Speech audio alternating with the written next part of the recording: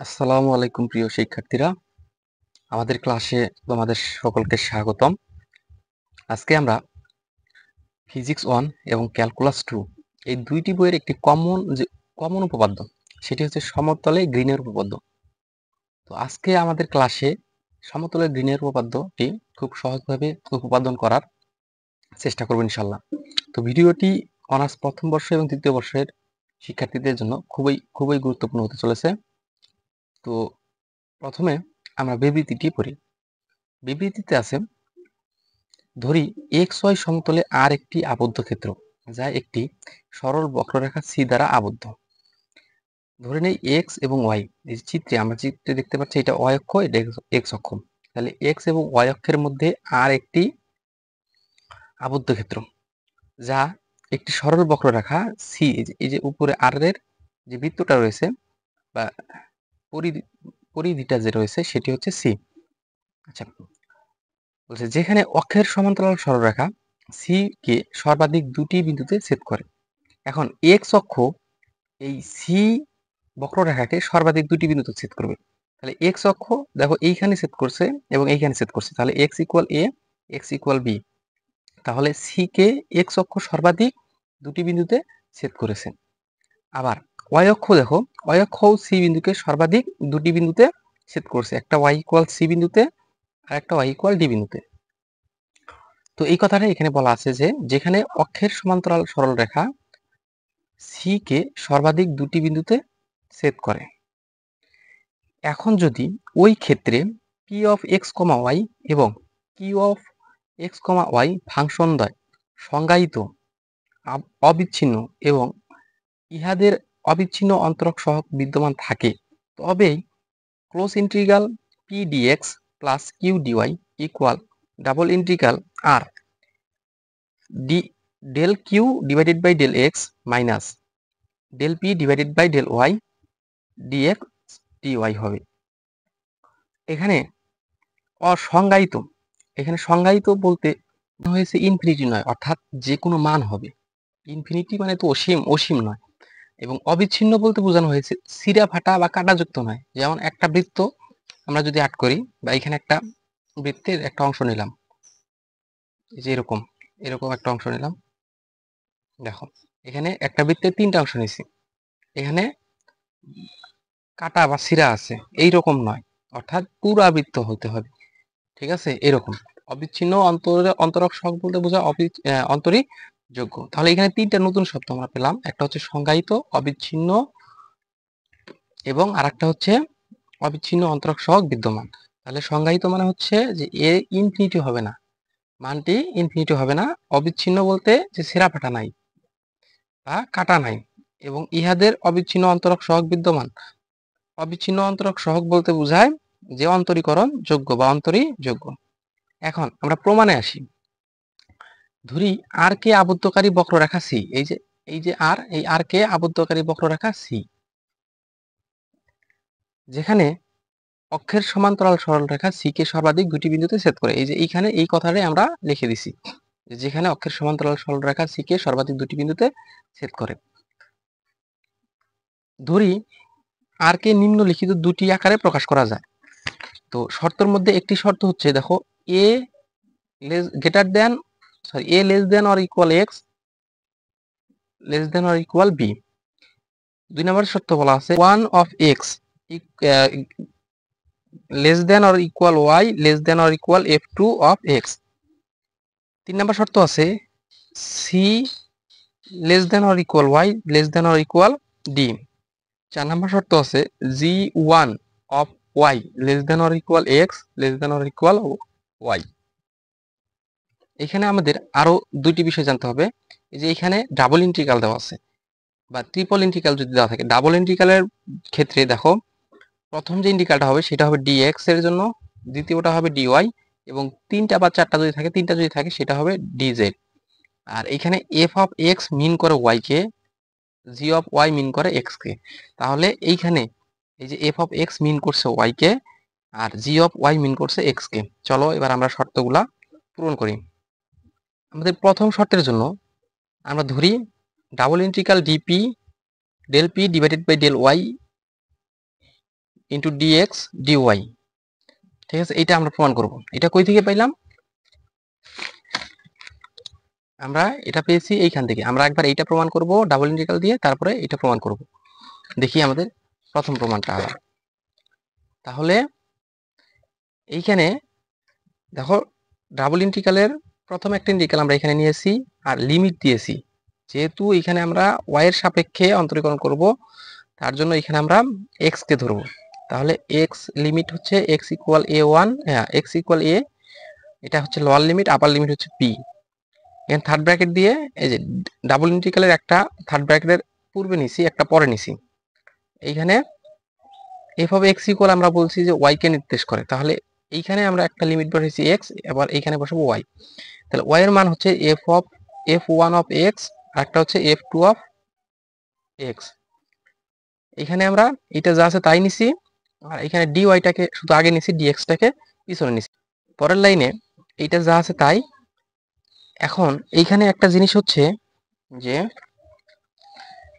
Del P divided by del Y, এটাকে যদি আমরা ডি ওয়াই করি তাহলে আমরা সেটা পাবো P of X comma Y. আমরা যদি del Q divided by del X করি, এটাকে যদি ডি এক্স করি, তাহলে আমরা পাবো P of X comma Y.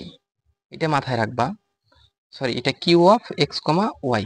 তাহলে এটা মাথায় রাখবা। আমরা যদি DP del P divided by del Y কে ডি ওয়াই করি, তাহলে আমরা পাবো P of X comma Y. আমরা যদি del Q divide by del X কে ডিএক্স করি, তাহলে আমরা পাবো Q of X comma Y. তাহলে এই যে এইটুককে আমরা পাইলাম হচ্ছে P of X comma Y. এখন থার্ড ব্র্যাকেট দিয়েছি, লিমিটগুলো আমরা এখানে বসাবো। দেখো থার্ড ব্র্যাকেটের উপরে এই ইন্টিগ্রেশন কিন্তু আমরা তুলে দিয়েছি। তাহলে আমাদের এখানে লিমিট যদি বসাই, এখানে ছিল F two of X divided by ছিল ওয়াই ইকুয়াল ছিল এফ ওয়ান অফ এক্স, এখানে ডিএক্স। পরের লাইনে আমরা করছি, দেখো যে এখন আমরা লিমিটগুলোকে ভাঙাবো। দেখো এফ অফ আমি বলেছি যে যদি এফ অফ এক্স থাকে তাহলে সেটা ওয়াই কে নির্দেশ করে। তাহলে এখানে যে আছে কি এফ অফ এক্স, তাহলে আমাদের নির্দেশ করে ওয়াই কে। এই জন্য দেখো এখানে আমরা যদি লিমিটগুলো ভাঙি তাহলে পাবো পি এক্স তো থাকবে, কারণ এফ অফ এক্স নির্দেশ করে হচ্ছে ওয়াই কে। তাহলে ওয়াই এর জায়গায় আমরা দেখো এফ অফ টু বসাবো, মানে আপার লিমিট, আর এটার নিয়ম অনুযায়ী মাইনাস পি এক্স থাকবে। দেখো এখানে আমরা লোয়ার লিমিট বসাবো ওয়াই এর জায়গায়, তাহলে ওয়াই এর জায়গায় এখানে ছিল ওয়াই, ওয়াই এর জায়গায় আমরা বসালাম এফ অফ ওয়ান, এখানে এফ অফ টু, এখানে এফ অফ ওয়ান, এখানে এক্স না দিলেও সমস্যা নেই। শেষে ছিল এই যে ডিএক্স। পরের লাইনে আমরা এই ইন্টিগ্রেশন এবং ডিএক্সটাকে দুইটার সাথে ভাগ করে দিব, দুইটাকে দিয়ে দিব। তাহলে প্রথমবার আমরা লিখলাম integration limit A to B P of X comma F two, এই ডিএক্সটা এইখানে এসেছে, এটা আবার এটাকে দিব। তাহলে ইন্টিগ্রাল যদি এটাকে দেই তাহলে হবে ইন্টিগ্রাল এই যে minus integral A to B P of X comma F one DX. এখন আমরা আমাদের লিমিটগুলোকে, যেহেতু আমাদের একটা বৃত্তর কথা বলা হয়েছে, সেহেতু আমরা লিমিটগুলোকে এ থেকে বি, বি থেকে এতে নিয়ে আসবো। তাহলে দেখো এখানে আছে বি এ বা এ বি, এখানেও আছে এ বি। আমরা চেঞ্জ করে নিব, এই বিটাকে আপার লিমিট ছিল, বি ছিল আপার লিমিট, আপার লিমিটকে আমরা লোয়ার লিমিট বানাবো, লোয়ার লিমিটকে আপার লিমিট বানাবো। তাহলে বি কে আমরা লোয়ার লিমিট বানাইলাম, তাহলে বিটা নিচে আসলো, আর লোয়ার লিমিটটা আপার লিমিট হলো, তাহলে বিটা উপরে গেল। এইটা করার জন্য আমাদের একটা মাইনাস নিতে হবে, যেহেতু আমরা বিপরীত করলাম সেই জন্য একটা মাইনাস বাকি যা আছে তাই। এইখানে এই মাইনাসটা আমরা যদি এখানে কমন নেই, তাহলে এটা যা আছে তাই, এই মাইনাস আর এই মাইনাস মিলে হবে প্লাস। এখন এখানে আমাদের লিমিট হচ্ছে এ টু বি বা বি টু এ আবার বি টু এ, ঠিক আছে, যে বি টু এ আবার এ টু বি, অর্থাৎ আমাদের লিমিটটা এ থেকে বি তে আসবে, এটা যদি এ হয় এটা বি, আবার বি থেকে এ তে যাবে। তাহলে আমাদের এই আবদ্ধটা বন্ধ হয়ে গেল। এই জন্য আমরা এটার সময় লিখতে পারি ক্লোজ ইন্টিগ্রাল, যেহেতু আমাদের সিস্টেমটা প্রক্রিয়াটা কি হয়ে গেল, বন্ধ হয়ে গেল, যে লিমিট এ থেকে বি বা বি থেকে এ তে গেছে, আবার এই এ থেকে আবার বি তে গেছে, অর্থাৎ আবারও দেখাচ্ছি যে এ থেকে বিতে আসছে এবং বি থেকে এতে গেছে, সেহেতু আমাদের প্রক্রিয়াটি ক্লোজ হয়ে গেছে। এই জন্য আমরা লিখতে পারি ক্লোজ ইন্টিগ্রাল সি, আর এইটুক নিলে আমরা লিখতে পারি পি ডিএক্স। তাহলে আমরা এখানে মাইনাস পেয়েছিলাম, আর এইটা আমরা শুরুতে ধরেছিলাম যে আমরা প্রথম শর্তের জন্য এটা ধরছিলাম, এটা সমান এটি পেলাম। তাহলে এইখানে যে মাইনাসটা আছে, এই মাইনাসটা যদি আমি এই পাশে দেই, তাহলে আমরা লাইনটা পাই এরকম যে close integral P DX equal minus double integral R del P divided by del Y DX DY. এটা হচ্ছে 1 নং সমীকরণ। সেম ভাবে আমরা দ্বিতীয় শর্তের জন্য করব। তাহলে দ্বিতীয় শর্তের জন্য আমরা কিউ কে ধরবো, কারণ প্রথম শর্তের জন্য আমরা ডেল পি ধরেছিলাম, দ্বিতীয় শর্তের জন্য আমরা ধরবো ডেল কিউ। তাহলে double integral del Q divided by del X into dx DY equal হবে, এখানে একটা ইন্টিগ্রালকে আমরা বাইরে নিব থার্ড ব্র্যাকেটের, আর একটাকে ভিতরে নিব। আগের বার আমরা ওয়াই এক্স ইকুয়াল এক্স অক্ষ বরাবর ধরছিলাম, এবার ধরবো আমরা ওয়াই অক্ষ বরাবর, অর্থাৎ এই প্রথম ইন্টিগ্রালকে ওয়াই ধরবো, পরেরটাকে এক্স ধরবো। তাহলে যদি আমরা করি, তাহলে এখানে ওয়াই ইকুয়াল সি থেকে ডি, আর এখানে X equal G of Y থেকে জি ওয়ান অফ ওয়াই, আর এখানে হবে জি টু অফ ওয়াই। এখানে আমরা del Q divided by del X কে নিয়েছি, যেহেতু এখানে এক্স আছে এই জন্য আমরা আগে ডিএক্সটাকে নিব আর ডি ওয়াইটাকে পরে নিলাম। যে del Q divided by del X into dx equal হয় যে Q of X comma Y, আর এখানে লিমিট যা ছিল তাই। এখন এই যে আপার লিমিট আর লোয়ার লিমিট আমরা এখানে বসিয়েছি, আর ডেল ওয়াই। পরের লাইনে আমরা এখানে লিমিটগুলা বসাবো, যেহেতু জি অফ ওয়াই নির্দেশ করে এক্স কে, তাহলে আমরা এক্স এর জায়গায় আপার লিমিট এবং লোয়ার লিমিট বসাবো। তাহলে এটা যা আছে তাই, কিউ এই জায়গায় এক্স এর জায়গায় আমরা প্রথমে আপার লিমিট বসাবো। আপার লিমিট হচ্ছে Q two of G two of U comma Y minus, এখানে কিউ ছিল এক্স এর মান হচ্ছে G one comma Y into হচ্ছে ডিএক্স। এখন আমরা ইন্টিগ্রালগুলোকে এবং ডিওয়াইটাকে দুইটাকে সমানভাবে ভাগ করে দেব। তাহলে এইখানে যদি ভাগ করে দেই, integral C to D Q of G two comma Y, এখানে ডিওয়াই যাবে মাইনাস, এইটা এখানে আসবে ইন্টিগ্রালটা। তাহলে এখানে আসলে হয় ইন্টিগ্রাল সি টু ডি, এখানে হবে Q G one comma U DY. এখন আমরা এই লিমিটগুলো চেঞ্জ করব, যেহেতু আমাদের এটা প্রক্রিয়াটা ক্লোজ করতে হবে, তাহলে লিমিট চেঞ্জ করার জন্য আমাদের এখানে সি টু ডি ছিল আর এইখানে ছিল সি টু ডি, তাহলে আমরা এইখানে চেঞ্জ করব।